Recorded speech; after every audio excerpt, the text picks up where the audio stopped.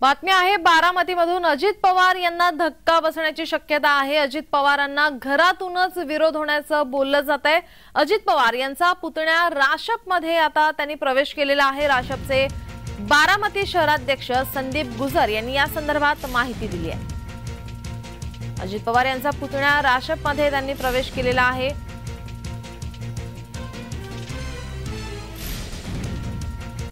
राजकीय चर्चा रंगालेला आहे। तुम्ही राजकीय काय कौटुंबिक कार्यक्रम आहे, भविष्यामध्ये राजकारणामध्ये येणार आहात तसं काही विचार केला नाहीये, पण जर लोकांची इच्छा असेल तर मग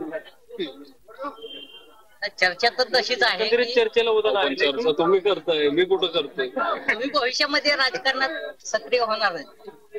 बघू, जर तुमची इच्छा असेल, लोकांची इच्छा असेल।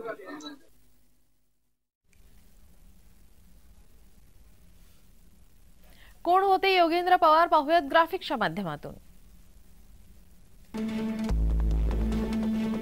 अजित पवार यांचे लहान भाऊ श्रीनिवास पवार यांचे सुपुत्र, अजित पवार यांचे पुतणे, बारामती कुस्तीगीर संघाचे अध्यक्ष, विद्या प्रतिष्ठान संस्थेचे खजिनदार,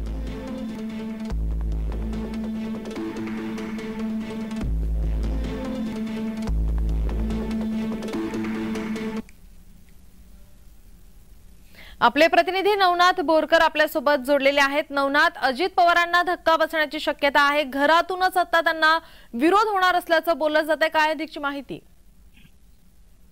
नक्कीच नीलम, आपण पाहिलं असेल अजित पवार यांनी काका शरद पवार यांच्याशी फारकत घेत भाजप सोबत सत्तेमध्ये सामील झालेले आहेत। त्यांनी त्यानंतर त्यांना राष्ट्रवादी पक्ष आणि चिन्ह देखील देण्यात आलेलं आहे।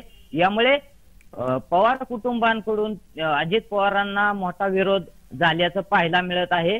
कारण अजित पवार यांनी बूथ कमिटीच्या मेळाव्यामध्ये देखील असंच वक्तव्य केलं होतं की माझ्या परिवाराव्यतिरिक्त आता कुटुंबातील कोणीही सगळे माझ्या विरोधामध्ये काम करतील, असं अजित पवारांनी वक्तव्य केले होतं। आणि त्याचनुसार आता त्यांचे सख्खे पुतणे योगेंद्र पवार हे देखील आता शरद पवार यांच्या गटामध्ये सामील झाल्याचं आपल्याला पाहायला मिळत आहे। आज बारामतीमध्ये राष्ट्रवादी काँग्रेस पक्ष शरद पवार यांच्या पक्षाच्या कार्यालयाला देखील योगेंद्र पवार हे आज भेट देणार आहेत आणि कार्यकर्त्यांशी चर्चा देखील करणार आहेत। यामुळे अजित पवारांना हा मोठा धक्का मानला जात आहे, कारण त्यांचे पुतणेच आता योगेंद्र पवार हे राष्ट्रवादीचे अपडेट आम्ही तुमच्याकडून घेतच राहू। तुर्तास धन्यवाद तुम्ही दिलेल्या माहितीसाठी।